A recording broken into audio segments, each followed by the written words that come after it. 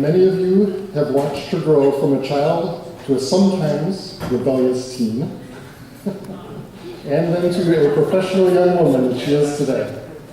We have prayed every step of the way that no experience and no person would ever change that uniquely Kelly spirit. These prayers have always been granted, so it was really no surprise when we started discovering those same qualities in Brian as we got to know him. I feel confident in saying they bring out the best in each other. Brian, it has been a pleasure getting to know you the past few years, especially over holidays and vacations. You don't mind. I did put a lot of thought into this, honestly. I'm sure your parents, relatives, and friends know what a polite, creative, and exceptional young man you are. I'm sure Kelly knows how lucky you were to have found each other. So, please join me now to wish Kelly and Brian every happiness possible and a long and joyful life together. Remember, love does not consist of gazing at each other, but in looking outward together in the same direction. Many happy travels.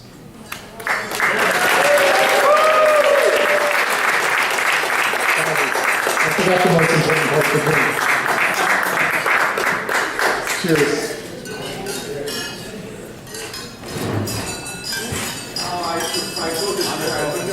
Now, Michael, I think will say a few words. Michael will say. Yeah!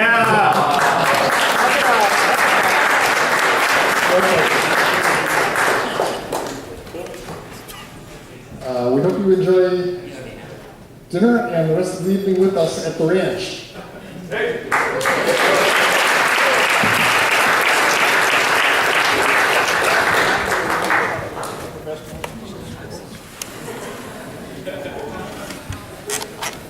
Dear friends and relatives. Okay, I've never been asked to do speeches like this other than at work. So I don't know how this is going to turn out. I hope I'm not going to screw up.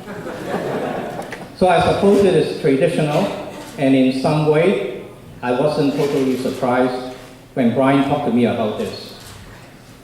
As a matter of fact, when Brian first introduced Kelly to Terry and myself, as soon as I saw that they were together, the joy, the love in them, and that they share common interests together, I knew very well enough that this moment would come, and it would come soon. But it took a while.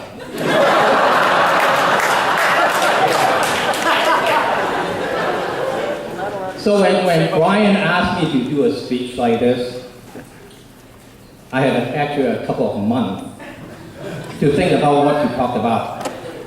So first thing that came to my mind was that Brian didn't tell me how long the speech he wanted it to be,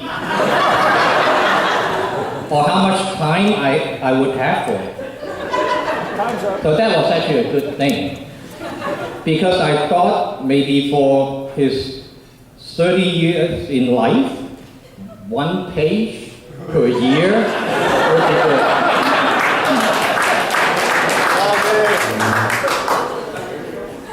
I just wanted to make sure that he had my attention as well as Kelly's. So officially beginning from today, the two of you are building a family together, a home. A home together as members of a family on a permanent basis. Building this home together, you will find a lot of fun, a lot of joy. Along the way, you will also face many challenges. You will have disagreements, and at times, arguments. Sometimes there may even be sacrifices that either one of you or both of you will have to make. It will take a lot of courage and love to overcome these life challenges as you two embark on this journey, trip for a lifetime together. And you will need a lot of wisdom to guide you the way to build your home. So you might ask where you get that wisdom from. So here's what I call the first principle of being married. And I learned it the hard way, I can tell you. And in a way, I'm still learning today. That is, never argue with your wife.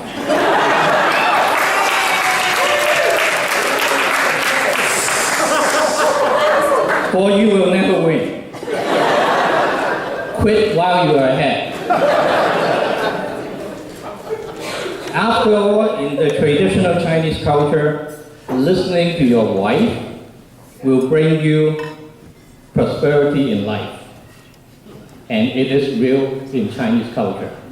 So, there you go.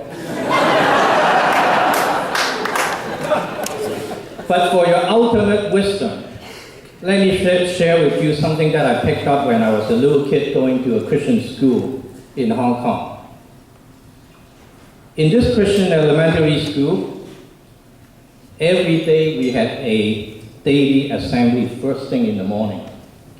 And in this daily assembly where the entire student body would get together, listening to the school announcements, singing hymns and reading Bible verses. And one of the many Bible verses that has stuck in my mind until today, since I was a little kid, is Proverbs chapter 1, verse 7. And let me share that with you. And it reads, "The fear of the Lord is the beginning of wisdom." That's where wisdom comes from. But then you might ask, how come there's the fear? So what is this fear of the Lord? So let me tell you first what fear is. So when you were little, Brian, perhaps around 3 or 4 years old, maybe 2 or 3, I don't remember. You would be sitting at the dining table in the nook of the kitchen, goofing around. Sometimes you would goof off when you were having dinner. So the way we sometimes discipline misbehavior was that we would take out the spatula. And all we needed to do was a couple of times. So, but then there were usually some tolerance in Mom and I. And we would just sometimes take out the spatula and then put it on the table.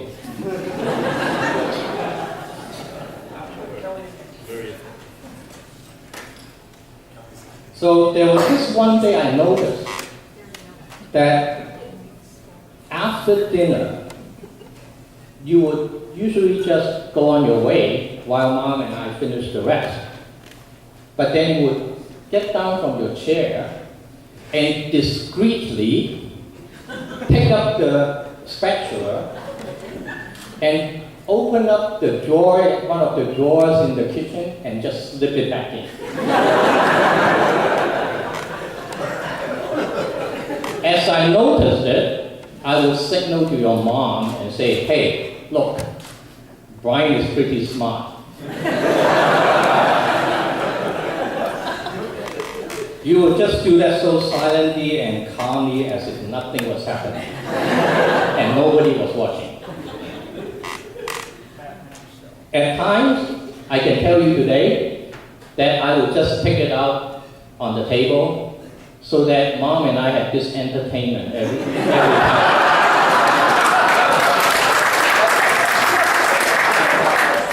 So Brian, there you go. That is fear.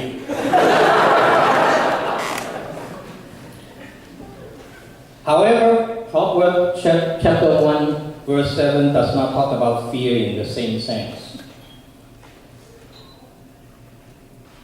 As a kid, when I was picking this Bible verse up, I was reading it in Chinese. The word fear actually was translated into respect. While not a Bible scholar myself, I had to look it up for this occasion. You know, why is it fear of the Lord would give you the wisdom? So I actually looked up the Hebrew word for it, and I cannot say that. I don't know how to pronounce the word. It spells Y-I-R-A-H.